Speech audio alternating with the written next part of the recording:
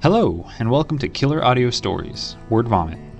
My name is Bryn Jacobson, and I'm your narrator and host of this series. Today's little gem is about alcohol and the relationship between a person and the addictive nature of the substance.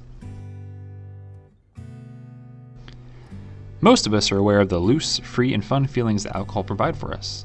But do you actually know how alcohol and liquors are made? It all stems from fermentation, like wine, which is a completely natural process that doesn't require any human intervention at all. Wine is made from fruits, typically grapes, that have been fermented over time. Fermentation is a process in which yeast consume sugar. The byproduct of this reaction is the alcohol that we know and love. There is a lot more to the flavoring profile of modern day wine, but then again, this video actually isn't about wine. Beer is created much like wine, however, it uses grain known as hops instead of fruits. The grains are heated and treated, dried and cracked before being brewed. Yeast is added, fed sugars to which the byproduct is CO2 and alcohol. The CO2 is why beer has that fizzier effect. Now, liquor and other hard spirits are created through a process called distillation, which is basically evaporation.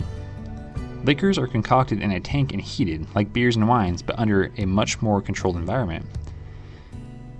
Liquor is actually a complex and completely unnatural process and is suspected to be crafted over years of recipe building, rather than discovered like fermentation, like wine.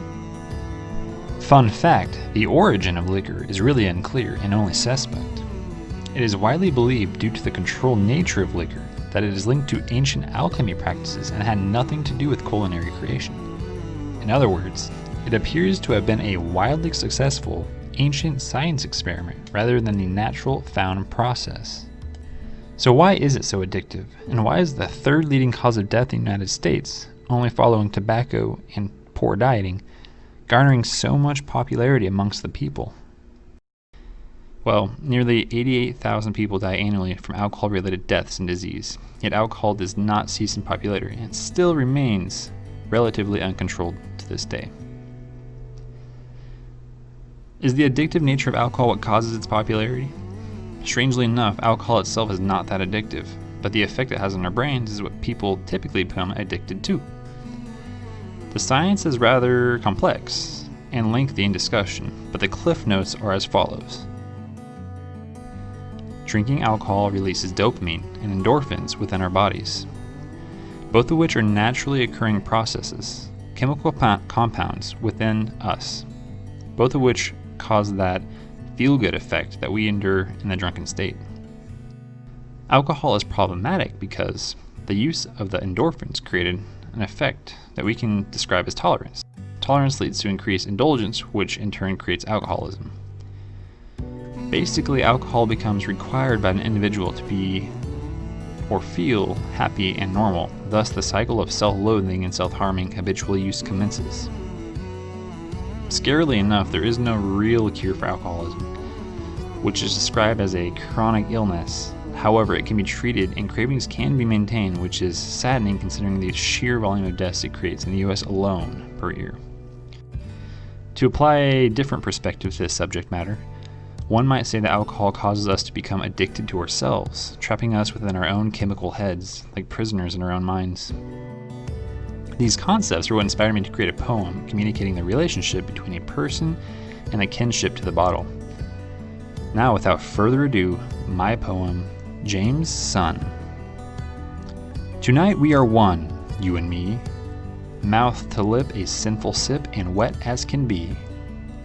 You are harsh at first, but quench my thirst. You deliver and ease my mind of melancholy. James is in, the son of a bitch, numbing my mouth with each passing sip. One last gulp, a fire on my lip, a warmth in my chest, a shoulderless chip. Wow, that was some good stuff. To see some other good stuff, check out my other channel, Black Book Creations, where I draw interesting things for your viewing pleasure. Or see a compilation of all my projects on my personal website at watchmeliveit.com. Also, don't forget to like and subscribe to this channel to stay up to date on all new postings, which will occur weekly. So what are your thoughts on alcohol? Do you feel it's destructive in nature? Do you think drinking alcohol is worth the risk? Leave a comment below. As always, folks, I'll catch you next week. Thank you and have a good night.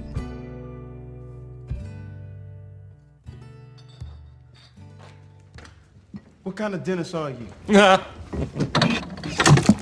Despite that cart, I haven't practiced dentistry in 5 years. But these days, I practice a new profession. Bounty hunter.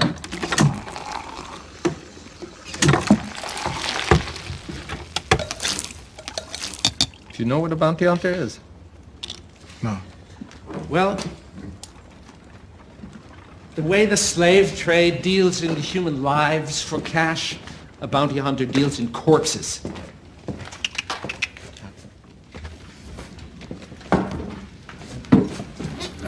Prost.